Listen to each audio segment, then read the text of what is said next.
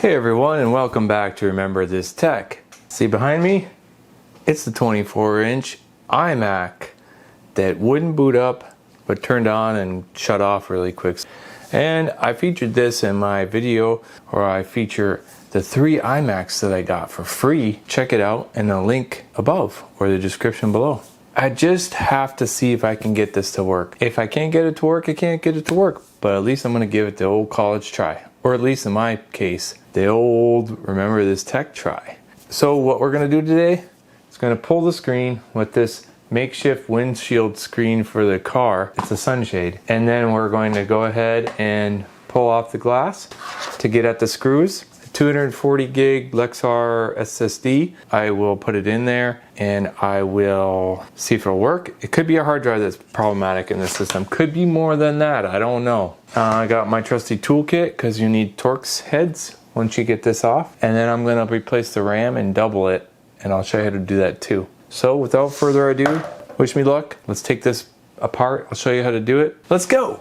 So what I've read about is that there's a few ways to do this. But depending on what screen you have, this could be attached by adhesive. The screen itself is behind this. This is like a protective kind of plexiglass or glass cover. And once you get this off, there's some Torx head screws, I think. So, wish me luck here.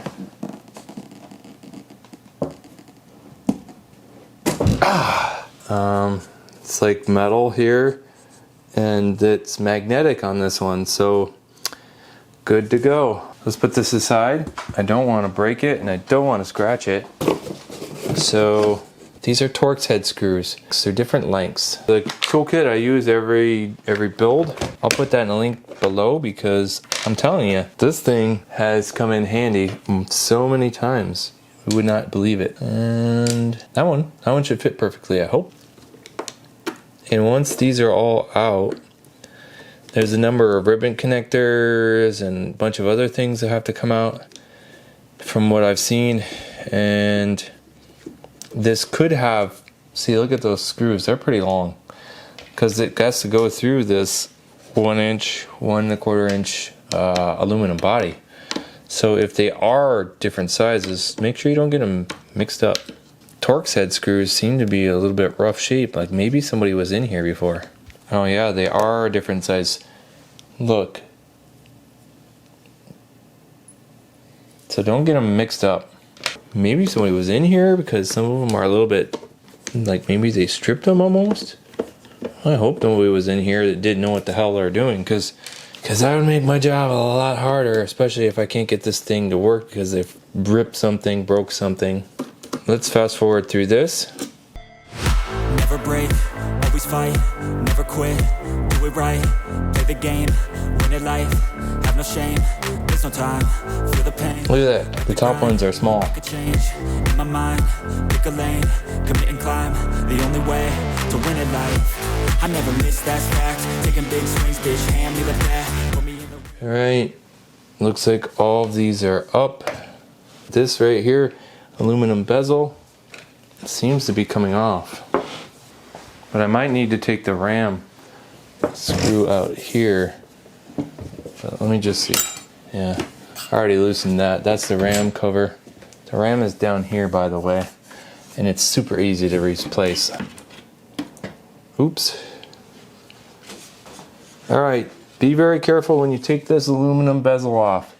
Because there is a connector right here for the camera. And it's a very tiny connector. Be very careful. Needs to be cleaned out. If you look here, you can see this is the RAM right here. And if you pop this with this pull thing, right, it releases the RAM. And I will take this one stick out. That's the RAM slot. And you don't need to take the bezel off or anything. You just need to take the bottom cover off and you can replace your RAM. This can take about 6 gig of RAM, I think. There's only 2 slots though, so right now there's 1 gig of PC2 5300 in here. Now I read that you can put 6400 in here, a 2 gig and a 4 gig module, but I have more RAM and I'm going to replace this and put in 4 gig and double the RAM, because that's all I have. It's the biggest sticks that I have. So let me get back to here so you can see. All right, so right here is the connector. There's 2 screws here that we have to undo, these 2 screws for this connector, but that's got to come off, and they're my new Torx head screws.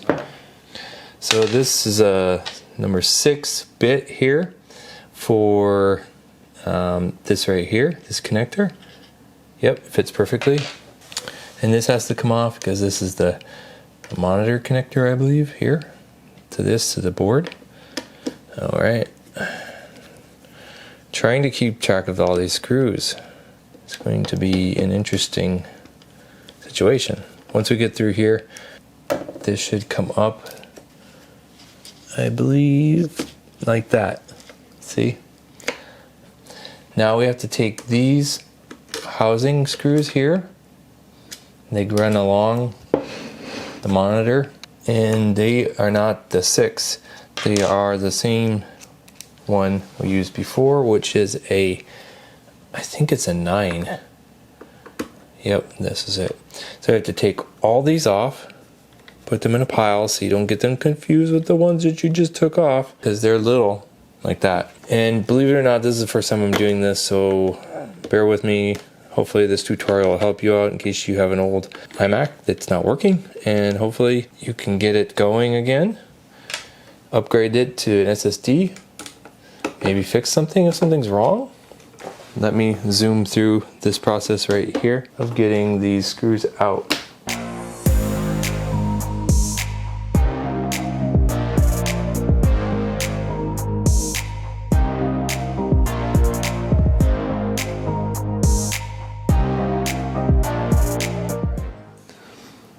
This monitor comes up and off of here. I think it either goes to the left or to the right because there's cables in there. I don't know which way. Okay. Alright, so yeah, comes up like this. And then this connector has to come out here.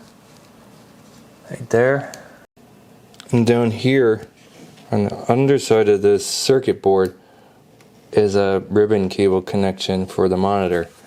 And there's caps over on this other side. Or no, yeah, so you just gotta be careful. If you can pop this out delicately. Turn this around so I could see what I'm doing. I can pop it out with my fingers, so it's like a small single pin here. So this is it. This is all you have. This, and that. And then your whole monitor comes out. Try not to touch the screen, and put it someplace soft where it won't get damaged, because that's it. When you put it back in, make sure you clean it up. Who's to say it works either way, but it should. Okay, everyone. This is the inner workings of this Mac. I cleaned this one up, the blower fan here earlier, off camera in the garage. This one probably needs a little bit of dusting, but so right here is the hard drive, and it is SATA. And then there's screws on the side, which appear to be Torx head again. This is not going to be easy for this one. They've got these in some weird position where it's just like annoying. For these instances where you can't get your screwdriver tip in here and you need to use this small Torx head, in my kit that I've been bragging about or telling you I use every time, all the time, is an extension for the bit, right? To the screwdriver, okay? But what's so special about it? Oh, it's bendy. Now that should enable us to get in here with an angle that we can use and still get some torque and get a straight connection and turn screw out. And I think I broke it loose. So that's another win for that toolkit of mine. I didn't know how I was going to get this out. This worked perfectly. Now let's just hope I can get this other one out as easy as that one. Now that those are there, we should be able to move this up and out. Here is a temperature sensor that you could put it back on the SSD, but it's held in place with some tape. I don't want to break anything, but I don't see any other way to get it out of here. Oh, it's just glued on there. All right, I got it off. All right, this should come out of the housing here. It comes right out. This is a Seagate Barracuda 7200 RPM, which is not that bad if it still works. But it says recertified, certified repaired. 1 terabyte. That could mean that somebody had the system open and they replaced this at one time, because this is not the original. Recertified repaired, recertified dead? Maybe. Now there's like these studs, these standoffs here, go into the other side. So if you have a hard drive caddy, you got to take these out and you can put it in the caddy to adapt your SSD and put it on there. Got this plastic hard drive caddy. I'm just gonna put in the extensions here that go and slide into here that came off the hard drive. Put the SSD in there after the fact. So got those in there like that, and it kind of goes in here. All right, got this on place here. Slides in like this and like this. That's why you keep those. And this comes down in here. Hopefully, push this out of the way a little bit. Just make sure that these cables will reach to, oh, they're reversed. And they do not reach. They are too short, too short. So there's a lesson for you. Check it, check the placement, and then I can just take this apart and I'll fix it from here.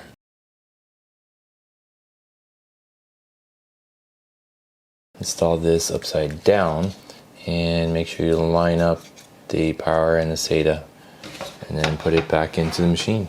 And if it doesn't fit, well, we're back to the drawing board, but it should fit like this. And connect the connections for the SATA power to the drive. There's barely enough cable lengths to connect it this way, so, and even this won't work because there's not enough cable length like I knew before.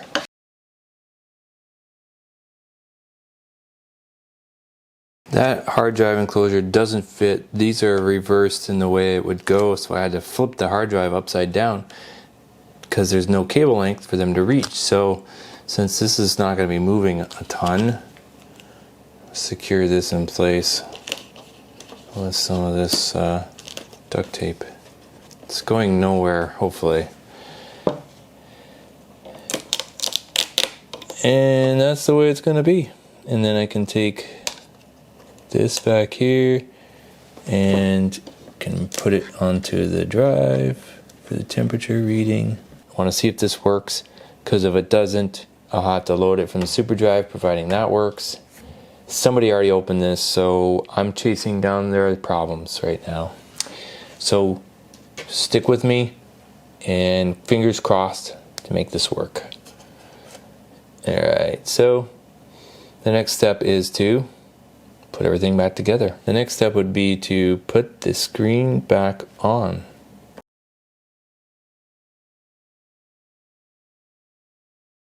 Putting the screen back in very delicately, because not only do I have to balance this here, but I need someone to help me to put this back in here when I'm holding this up.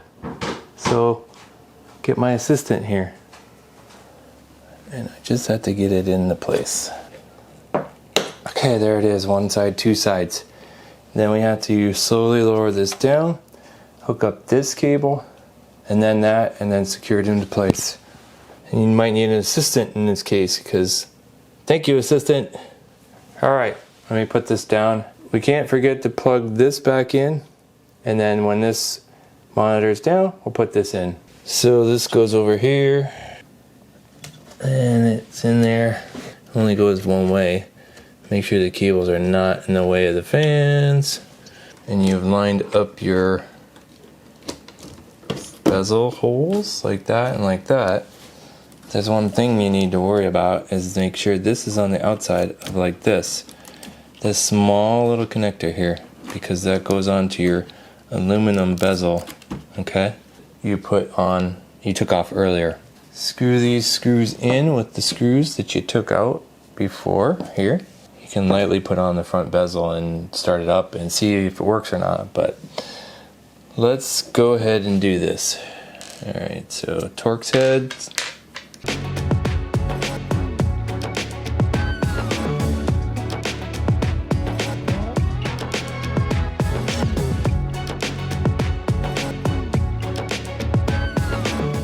Probably a good idea to have a magnetic screwdriver tip for these tiny screws. Make sure it's connected, screw it down. And we have one more connector to go, and then we can power it up and test it. Front bezel, and then the glass screen. Front bezel.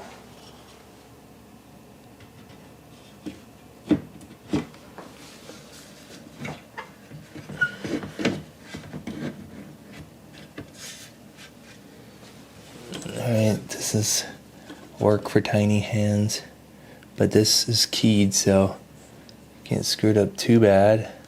By putting the longer screws up front, these two long ones, I'm going to clean the screen one more time, and then I'm going to put on the glass cover, turn it on, cross my fingers. There you go. Gently take your suction cups off. Clean this dirty screen. I'm gonna clean this. I'm gonna hook it back up to the power, keyboard, mouse, and switch the camera around, and we'll be right back. Fingers crossed.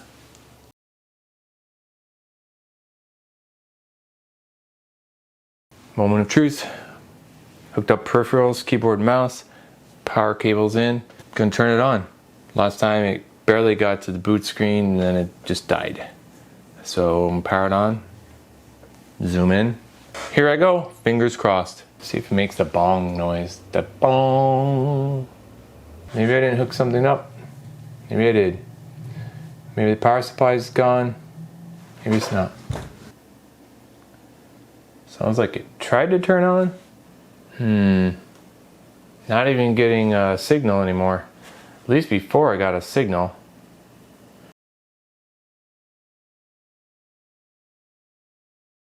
Could have been a bad RAM configuration or a memory module error.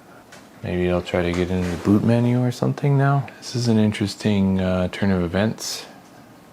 Something's goofed. One of the problems was the RAM. Alright, so this is a good step, I think.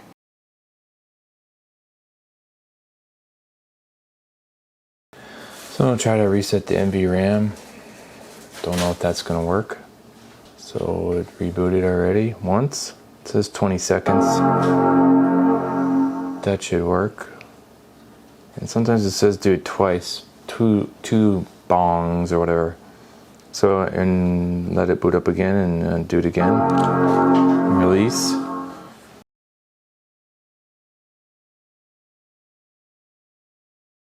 So I created a bootable USB from the other iMac with El Capitan.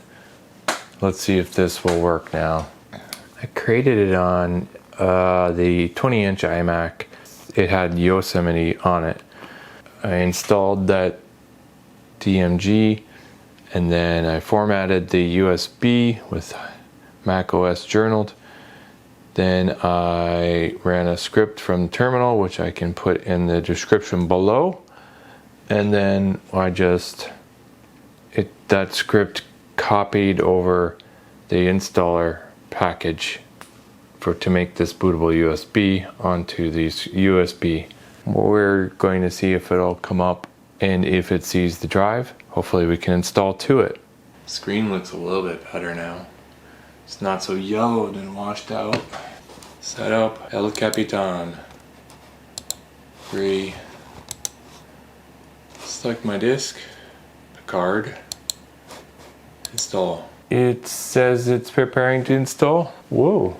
Everybody, what a struggle. We'll find out when this is done and installed whether or not it was worth the struggle. And I still haven't upgraded the RAM because the modules I put in there, the 6400 PC2, 2 gigs modules, they just weren't working. And I suppose I have to clear the NVRAM or redo the configuration, but if I get this to work, El Capitan with the SSD, then we'll have an updated fast hard drive with the newest Mac OS X. This is 24-inch iMac will support. Then we can work with the RAM problem. Onesie, twosies, the sticks, see if we can get the RAM doubled to 4 gig at least. This is a big hurdle. I feel happy about it. So let's fast forward and see what happens.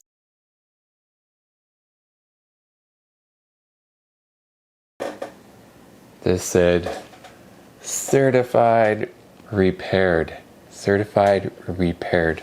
How many hours of life did this hard drive have on it that I pulled out of the system have already before it was put into so-called certified repaired mode and sent back on the market for this person to put it in here? Or was it a tech who put it in here, you know, as a replacement? Who knows? Well,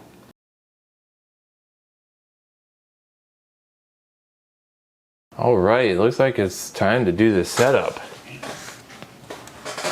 It got there, finally. I could join the Wi-Fi, or I could just plug in the, this has built-in Wi-Fi. We'll set it up later. Creating an account, and all right, time zone. But I suppose if you wanted to send diagnostics and data usage to Apple, they'd be like, wow, somebody is running an iMac still? A Core 2 Duo iMac? Some one guy sitting behind the desk will be like, did you just see that? El Capitan was activated on a iMac. Oh my gosh. It does look pretty crisp now. Now it's got some drivers loaded.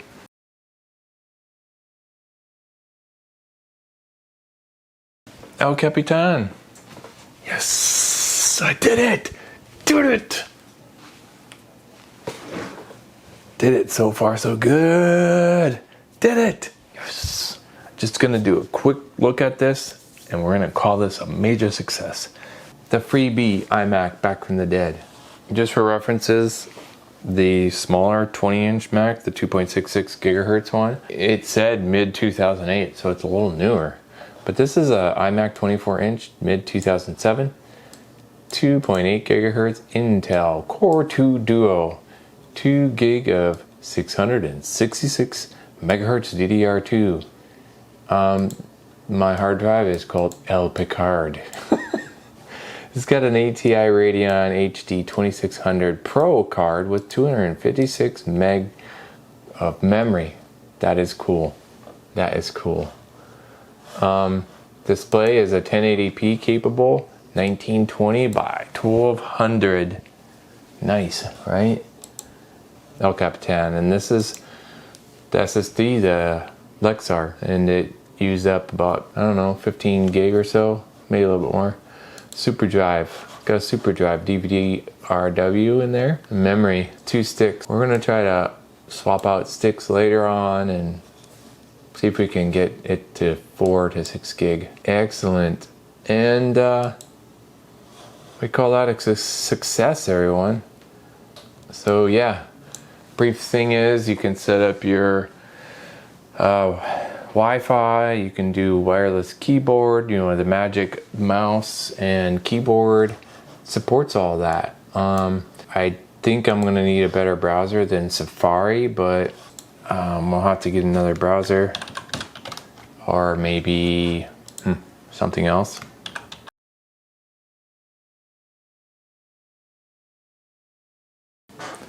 We got a bunch of updates coming on in the background. Among them is Safari 11.1.2 update, remote desktop, iTunes, device software update, security updates, iTunes updates, tons of updates. Has had its RAM upgraded, doubled it to 4 gig. Awesome.